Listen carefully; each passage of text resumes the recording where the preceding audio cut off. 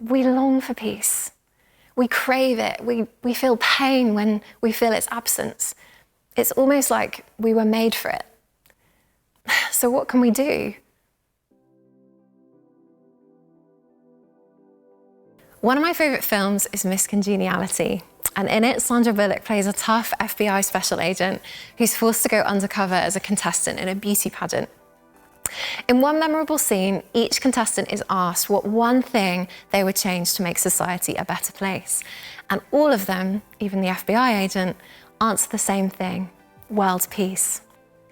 Why was everyone's answer the same? Well, simple. It was a fail-safe response. To say you want world peace pleases the crowd because everyone wants world peace. Don't you? We long for peace, not just in our world, but in our relationships and within ourselves too. A total absence of conflict, harmony, tranquility, wholeness, no warring, no distance, no fighting of any kind. Sounds great, doesn't it? But the truth is, peace seems to be in short supply these days.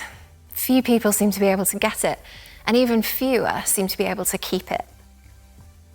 Instead, we see conflict everywhere. Scroll through your social media and there's conflict.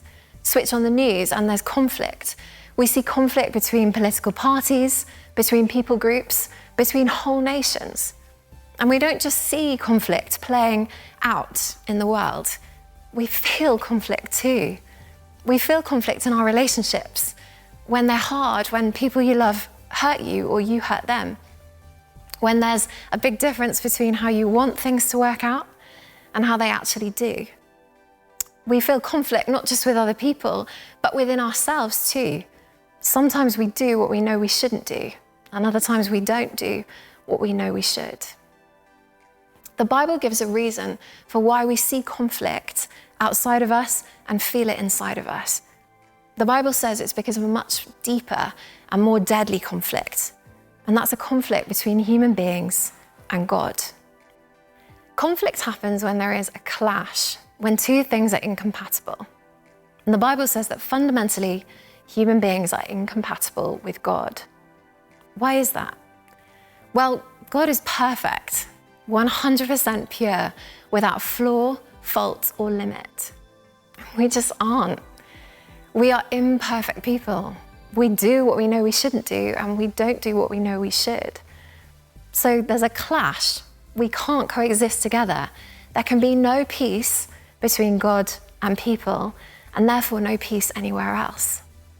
In Bible language, God is holy and we are sinful. And that means no peace. A holy God and a sinful man just don't go together.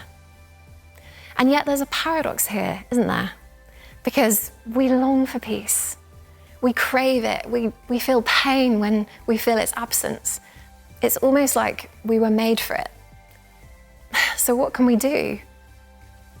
Well, there's an opportunity for peace if there's someone who can resolve the conflict.